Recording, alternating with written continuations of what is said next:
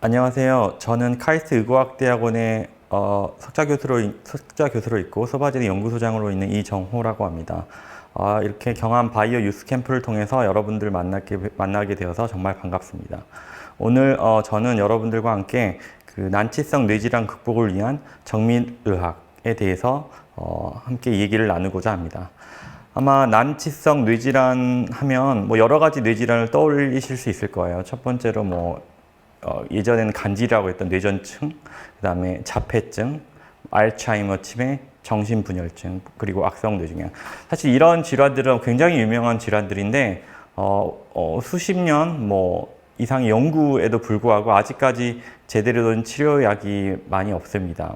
특히 악성뇌종양 같은 경우에는 굉장히 유명하신 분들이 이제 드라마에도 많이 나오고 유명하신 분들이 머리가 아파서 병원을 갔더니 1년 있다가 돌아가십니다. 이런 사망 선고 같은 그 진단을 받는 그런 무서운 질환이고요. 알츠하이머 잘 아시겠지만 기억이 감퇴되고 기억을 잘 못하고, 자폐증 같은 경우 아마 여러분 마라톤 같은 영화에서도 많이 보셨을 거예요.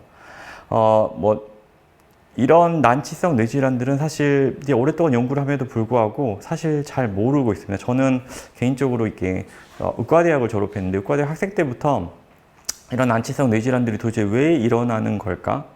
어떻게 해서 일어나는 걸까? 기존에 왜 이런 질환들의 원인을 잘 알지 못하고 어떻게 해야지 이 질환들의 전에 올랐던 새로운 원인이라든지 발병 기전을 분자 유전학적 수준에서 알 수 있을까? 그리고 이런 이해를 바탕으로 이런 질환들을 치료할 수 있지 않을까? 이런 생각을 늘 하고 있었습니다.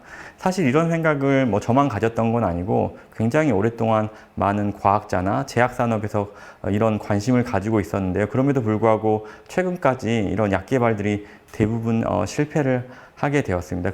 가장 이제 근본적인 이유 중에 하나는 주로 이런 연구들, 특히 치료와 관련된 연구들은 동물 모델에서 시작하는 경우가 많아요. 예를 들어서 이렇게 간질 발작을 일으키는 뇌전증 같은 경우는 사실 약을 개발하는 동물 모델을 만들 때 쥐나 토끼에 사람들이 절대 먹지 않는 화학 물질을 주거나 전기 샥을 줘서 발작을 일으킨 다음에 약을 줘서 치료가 되면 항간질 약물 이렇게 말하는데, 실제로 사람에서는 그런 식으로 이제 뇌전증, 간질이 일어나지 않기 때문에 여전히 수십 년간, 3, 40년간 약을 개발했어도 치료가 되지 않는 부분들이 굉장히 많습니다. 그래서 이제 사람들이 오랫동안 생각하는 게 이런 질병을 정말로 이해해서 치료를 하려면 사람에서 어떤 질병의 원인을 찾아내야 되겠다, 이런 생각을 많이 하고 있었습니다. 실제로 이제 사람이 이제 아프다는 거는 궁극적으로 세포가 아프다는 거예요. 예를 들어 이제 이 세포, 실제 사람의 세포의 모형인데 보시면 여러분들이 아마 그 학생 때 이제 학교에서 배웠던 모양입니다. 안에 핵이 있고 밖에 세포막이 있고 이 안에 굉장히 다양한 세포 소기관들이 있고요. 사실 우리 몸이 한 37조 개의 세포로 이루어져 있는데 우리 몸이 아프다는 거, 특히 우리 뇌가 아프다는 거는 우리 뇌에 있는 세포가 아프다는 거예요. 이 세포가 아프다는 의미는 어떤 의미냐면 세포에서 주로 기능을 하는 물질들이 이제 유기물이 여러 가지가 있는데 주로 중요한 기능을 담당하는 것들이 단백질입니다. 사실 단백질은 어떻게 만들어지냐면 이렇게 핵 안에 있는 DNA에서 중간에 있는 RNA로 전사가 된 다음에 이 RNA가 세포 핵 밖으로 이렇게 나와서 리보솜을 통해서 단백질이 주로 합성이 되죠. 그래서 이제 우리가 이제 쓰는 대부분의 약들은 이런 단백질을 타겟하는 약인데요. 사실 이런 단백질도 결국에는 이 DNA에서 그 유전 정보가 다 와서 만들어지기 때문에 사람들은 어떻게 생각을 했냐면 아마 인간의 모든 인간의 DNA가 세포마다 30억 개의 염기서열로 이루어져 있는데 이 DNA를 다 이해하면 아마도 질병의 원인을 알 수 있지 않을까 생각해서 이 DNA를 이해하는 방법, 유전체를 분석하는 방법에 대해서 굉장히 연구를 많이 했고, 최근에 차세대 염기서열 분석법이라는 방법이 2010년 이후에 대두되면서 예전에 아마 여러분 들어보셨을지도 몰라요. 휴먼 게놈 프로젝트라고.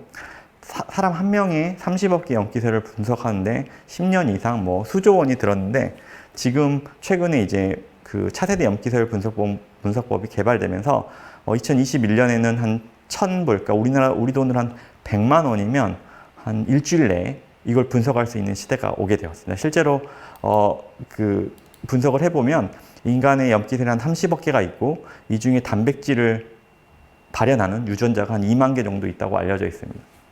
이렇게 빠른 속도로 이 유전체 분석법이 발전이 되면서 오케이 그러면 사람에서 DNA를 뽑아가지고 DNA를 분석을 하면 뇌질환 환자들에서 그러면 당연히 DNA 문제가 생기니까 RNA가 제대로 안 만들어지거나 이상한 게 만들어지고 프로테인도 이상하게 만들어지거나 안 만들어져서 질병을 일으킬 거라고 이제 생각할 수 있고 원인을 정확히 찾을 수 있고 그러면 치료 타겟이 확실하니까 약을 만들 수 있겠다 이런 생각을 하게 됩니다.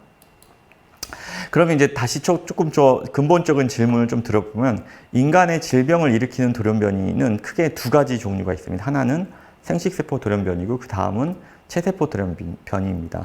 생식세포 돌연변이는 이렇게 부모의 정자난자 수준에서 대물림이 되거나 새롭게 만들어져서 우리 온몸에서 발견되는 돌연변이고요. 뭐 피를 뽑거나 침을 뱉거나 거기서 그 DNA를 뽑아서 분석해보면 알 수 있는 돌연변이입니다. 종종 대물림이 되곤 하고요. 이에 반해서 체세포 돌연변이는 이 생식세포에서 그 발생하는 돌연변이는 아니고 이게 수정이 된 다음에 발달이나 노화 과정 중에 세포나 조직 특이적으로 발생하는 돌연변이고 대물림이 되지는 않습니다. 아마 여러분 그 담배를 피거나 그 햇빛을 쬐거나 UV에서 아마 돌연변이가 생기는 그런 돌연변이들을 아마 많이 들어보셨을 거예요. 이런 돌연변이들이 바로 체세포 돌연변이입니다. 그래서 사람들이 어떻게 생각을 했냐면 이 뇌질환에 관련해서 이제 시퀀싱 하는 방법, 기술이 나왔고 뭐 100만 원이면 일주일 안에 전체 30억 개 영계서열 분석할 수 있으니까 아마 우리가 기존의 원인을 몰랐던 뇌질환들이 이런 생식세포 돌연변이에 의해 생기는 게 아닐까? 그래서 이렇게 가계도를 모으면 되죠. 이렇게 저희가 열성 유전 혹은 X연관 유전으로 되는 질환들은 가계도를 보고 판단해서 부모나 환자 형제, 자매들을 모아가지고 시퀀싱을 해보면 부모한테 물려받는 이런 환자에서만 관찰되는 돌연변이가 있구나 이런 걸 찾을 수가 있을 거고 또는 환자하고 그 부모를 찾아서 부모에는 없는데 환자에만 생성되는 새롭게 생긴 돌연변이 우리가 드노보 돌연변이라고 하는데 드노보 돌연변이를 찾을 수 있을 거라고 생각을 했습니다. 그래서 시퀀싱이 가능하고 이제 비용만 커버가 되면 되니까 전 세계에 있는 이제 환자들을 모아가지고 가족들을 모아가지고 시퀀싱을 하면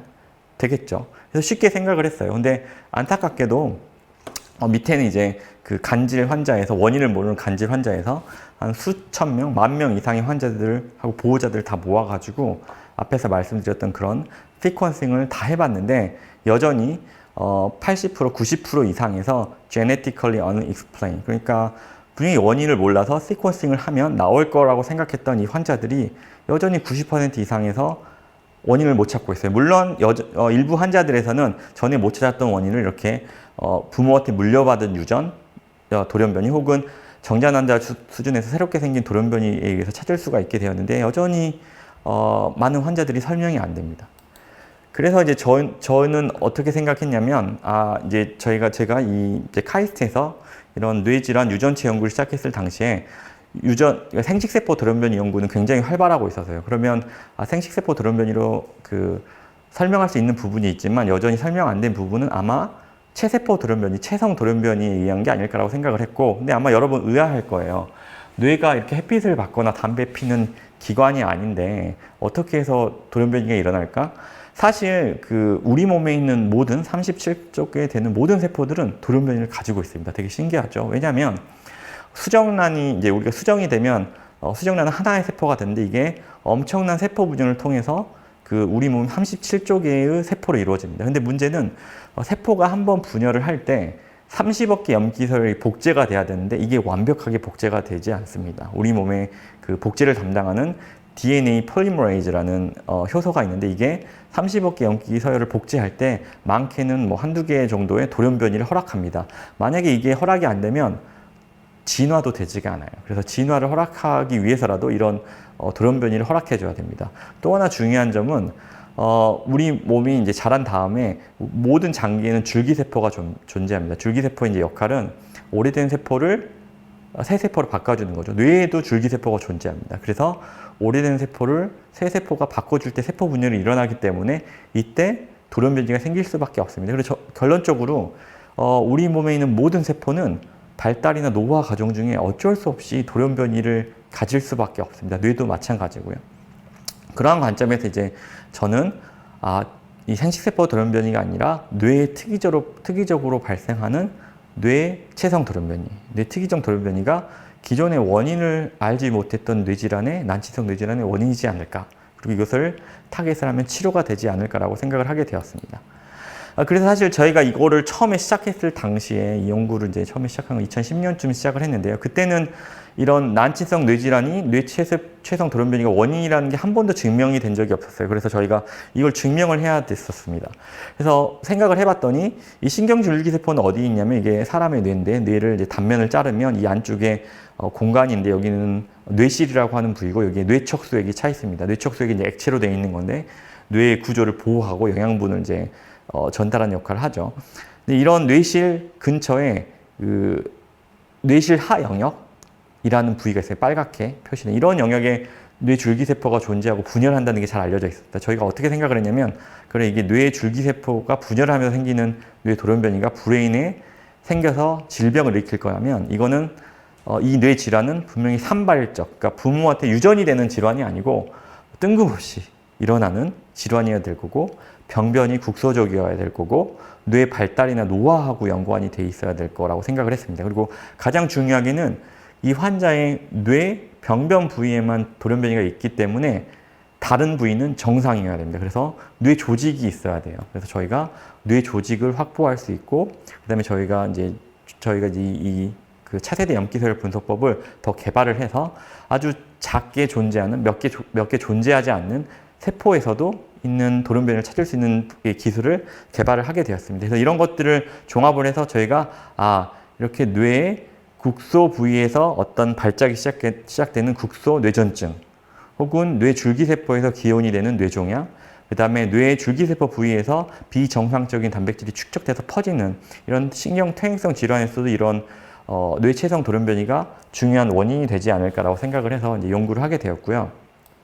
굉장히 방대한 양의 연구를 해서 이걸 다 설명드리기는 어렵고 저희가 이제 세계 최초로 2012년에 그 뇌 발달 질환에서 뇌체성 돌연변이의 존재를 저희가 발견을 했고 그 뒤 이후에 저희가 이제 한국인 환자들 특히 한국인 환자들 한국에 있는 병원들과 콜라보레이션 해서 난치성 뇌전증에서 체성 돌연변이가 있고 이거를 타겟하면 치료가 될 수 있다. 그다음에 악성 뇌종양에서도 규명을 하고 소아 뇌종양에서도 규명을 하고 알츠하이머병 정신분열증에서도 저희가 뇌체성 돌연변이를 규명을 했고요. 특히 이제 이런 돌연변이를 검증하는 게, 그러니까 돌연변이를 찾아내는 게 진단에서 굉장히 중요한 역할을 하기 때문에 새로운 진단법, 그 다음에 이거를 이제 그 질병 모델링을 해서 저희가 치료를 하게 되면 바로 환자한테 적용할 수 있으니까 새로운 치료법 등을 개발하는 일들을 수행했습니다. 그래서 많은 연구를 해서 그 결과를 이제 주요 저널에 퍼블리시를 하게 되었고요.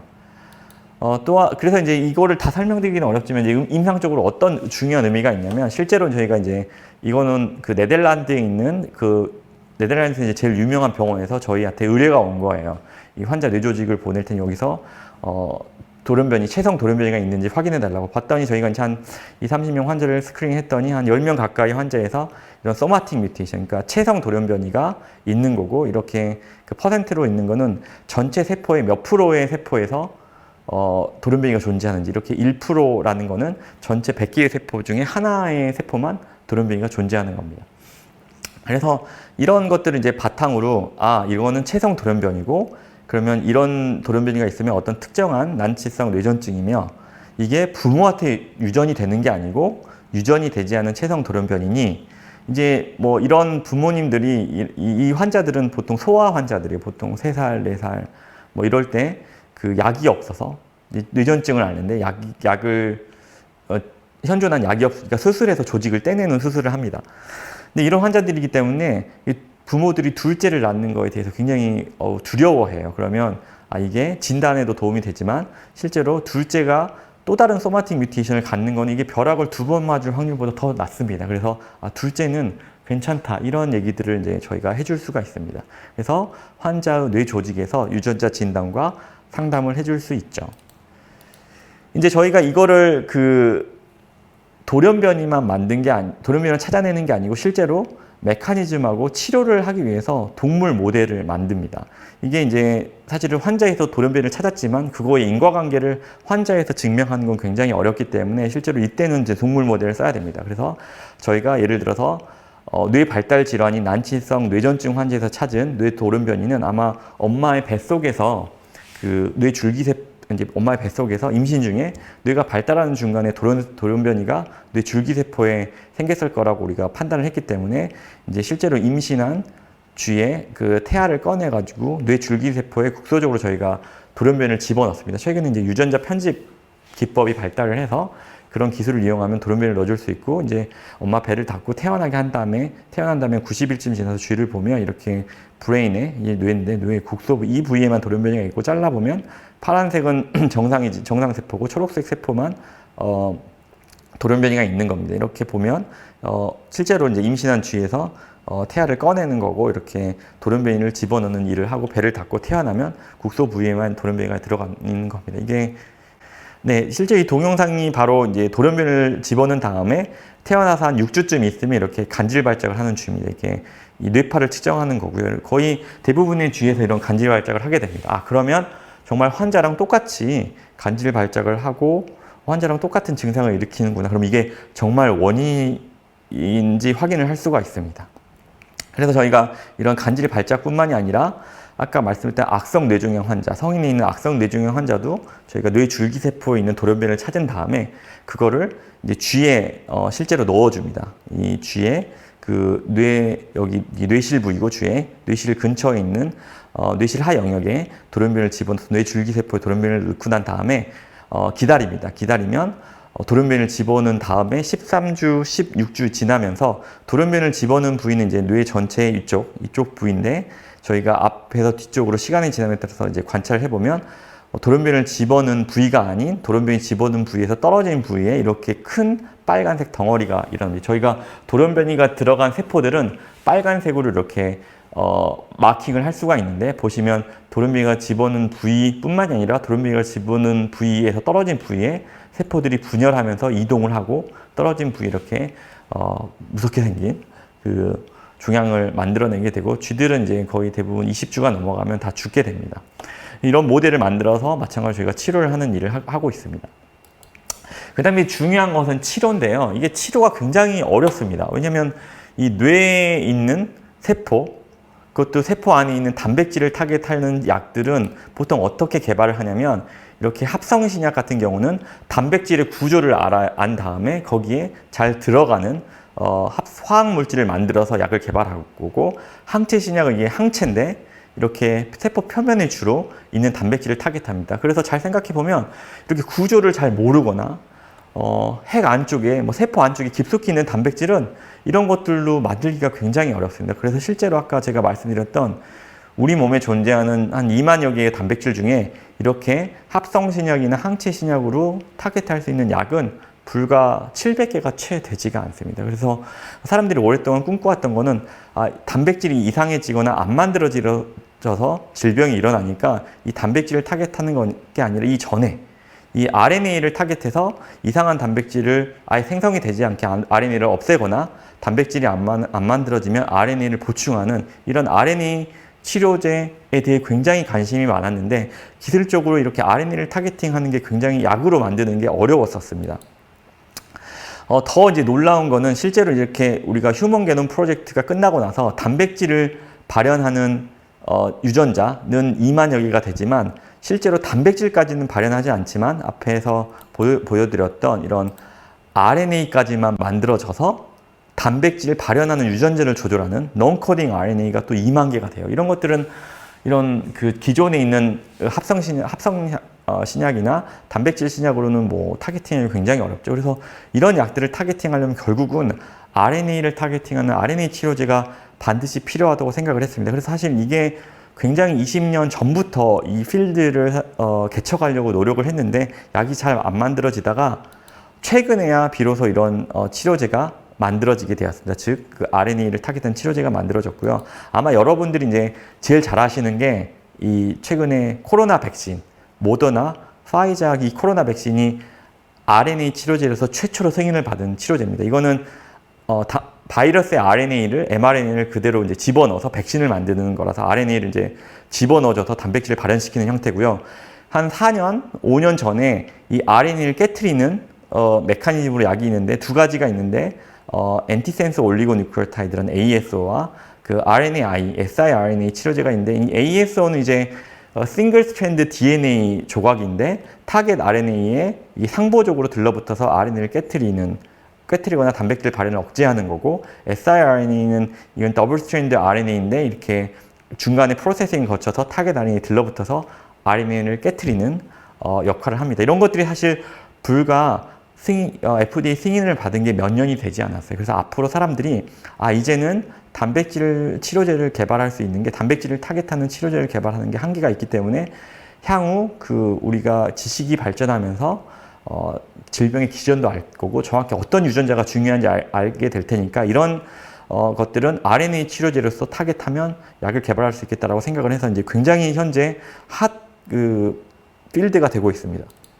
실제로 그 RNA 치료제 시장은 RNA 치료제가 잘 개발이 되지 않아서 거의 2000년 초반에는 거의 시장이 없다가 아까 말씀드렸던 이 ASO, 엔티센스 올리고뉴클레오타이드, siRNA, 모더나의 그 mRNA 치료제가 개발되면서 현재 2020년에는 거의 50조 이상의 시장이 있고 이게 이제 시작인 거예요.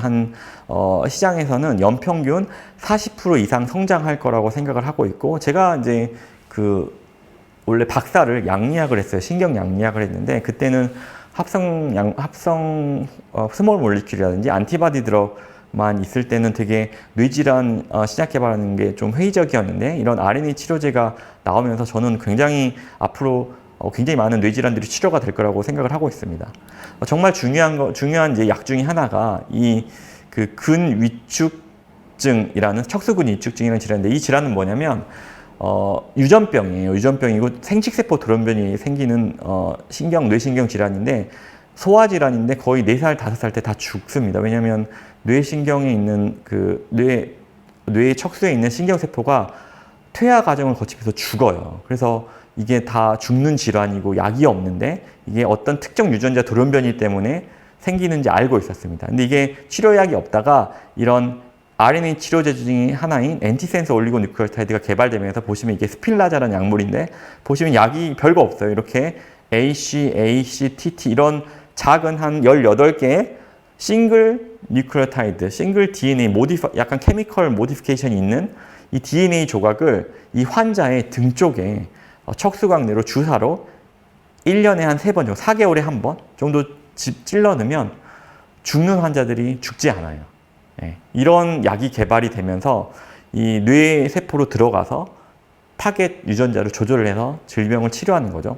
이게 과학적으로도 굉장히 의미 있을 뿐만이 아니라 상업적으로도 성공을 해서 2018년에 매출이 2조가 넘었습니다. 그래서 이걸 하셨던 그 중요한 역할을 하셨던 이 아드리안 크라이너라는 콜드스프링 하버에 있는 과학자는 2019년에 이제 이 생명과학 분야의 오스카상이라고 보통 불리는 브레이크스루 프라이즈를 받았어요. 상금이 제가 알기로 30억이라고 이제 알고 있습니다. 그래서 굉장히 학문적으로도 중요하지만 실제 사람들의 그 생명을 되찾아주는 역할을 했기 때문에 굉장히 중요한 역할을 하고 제 개인적으로 아마 조만간 노벨상을 받지 않을까 생각은 하고 있습니다. 그래서 아까 말씀드렸던 이렇게 점라인 뮤테이션, 생식세포 돌연변이에 기반한 뇌질환 치료제는 이런 엔티센스 드럭을 포함한 RNA 치료제가 미래를 보여줬기 때문에 메이저 제약회사들에서 이 생식세포 돌연변이에 의한 뇌질환 치료제 약을 RNA 치료제 기반으로 엄청나게 많은 개발들을 현재 시작을 하고 있고요. 아마 이 노바티스, 바이오젠 이런 회사들은 잘 모르실 텐데 이제 그 IT로 따지면 뭐 애플, 구글, 뭐 삼성 이런 회사들입니다. 이런 회사들이 엄청난 비용을 쏟아부어서 이런 생식세포 돌연변이 치료제를 개발하고 있고 왜냐하면 기존에 이미 생식세포 돌연변이에 의한 뇌질환 치료제는 많이 알고 있었습니다. 그렇지만 여러분 앞에서 설명드렸던 이 체세포 돌연변이에 의한 치료제는 모르죠. 잘 모르고 개발을 안 했어요. 저희가 필드를 개척했기 때문에 저는 2018년에 카이스트 교원 창업을 통해서 이 소마틱 베리에이션 지노믹스라는 그래서 약자가 그래서 소바젠이에요. 소바젠이라는 회사를 만들어서 저희는 RNA 치료제 기반에서 이 체세포 돌연변이, 뇌에 특이적으로 발생하는 체세포 돌연변이를 타깃하는 시작 개발을 하고 있고, 실제로 저희가 많이 굉장히 진척이 돼서 일부는 뭐 임상 시험을 하고 있는 것도 있고, 일부는 저희가 원숭이에서 전임상 실험을 해서 환자 치료에 적용하려고 하고 있습니다. 개인적으로 이 연구들이 우리나라에서 시작한 연구고, 우리나라 환자들에서 시작된 연구예요. 환자들이 동의를 해줘가지고 그 조직에서 발견한 했던 연구들이기 때문에 아마 이런 연구들이 잘 성공이 된다면, 환자에서 도움이 된다면 아마 전 세계가 치료하지 못한 걸 우리나라 과학으로 전 세계에서 치료하지 못한 병을 우리나라 과학으로 치료할 수 있지 않을까, 이렇게 기대를 하고 있습니다. 그래서 제가 이런 이제 과정을 거치면서 여러분들에게 꼭 해주고 싶은 얘기는 이런 거예요. 아마 여러분들도 그런 생각하고 있을지 모르는데, 저희 세대 때는 더 심했는데, 어떤 생각을 가지고 있었냐면, 인류가 지금까지 극복하지 못했던 난제, 특히 불치병들, 이런 것들은 항상 선진국 과학자들과 선진국 연구소, 선진국 제약회사들의 몫이었어요. 근데 저희가 이렇게 연구를 해보니, 이제 저희 선배 과학자들이 뿌려놓은 기반이 있기 때문에 이렇게 해보니, 저도 미국에서 이제 여러 가지 트레이닝을 받았는데 우리나라가 전혀 꿀릴 게 없더라고요. 그래서 저희도 우리나라에 와서 이런 연구를 시작을 했고, 제가 느끼기에는 대한민국도 이미 인류가 풀지 못한 문제를 풀 수 있는 여건이 충분히 되었습니다. 그래서 아마 여러분들이 이제 과학을 하게 된다면, 인류가 극복하지 못한 난제, 특히 이제 저희 분야에서, 생명과학 분야에서는 인류가 극복하지 못했던 불치병, 난치성 질환들을 여러분들이 이뤄낼 과학으로 아마 극복하고 분명히 도움을 줄 수 있을 거라고 저는 확신하고 이미 그러고 있습니다. 그래서 제가 이제 할 역할은 대한민국의 생명과학자로서 이런 것들을 해낼 수 있다는 예시를 보여주는 거고, 그렇지만 여러분들은 이런 것들, 인류의 난제를 해결하는 것이 일단 과학자가 된다고 하면, 대한민국에서 과학자가 된다고 하면 대한민국의 연구자로서 당연한 것이라고 생각할 수 있는 세대가 오기를 바라고요. 아마 여러분들은 그렇게 생각할 거예요. 여러분들이 고등학교를 졸업을 하고 대학교를 가서 연구를 하게 되면, 그때는 코로나가 나와서 처음에 백신을 만들고 치료제를 만드는 거는 유럽이나 미국의 과학자들이었지만, 아마 20년 지난 다음에는 중요한 인류의 난제가 나오면 여러분들이 이건 내가 해결해야지, 이런 생각을 갖고 당연히 해결할 수 있는 시대가 올 거라고 저는 확신하는 바입니다. 그래서 여러분들이 이런 강의를 듣고 아마 다른 바이오 캠프에 있는 교수님들이 더 훌륭한 강의를 많이 해주실 텐데, 이걸 듣게 되면 여러분들이 과학을 해서 인류의 난제를 해결할 수 있는 그런 분들이 되실 거라고 믿어 의심치 않습니다. 네, 제 발표는 여기까지고요. 경청해 주셔서 감사합니다.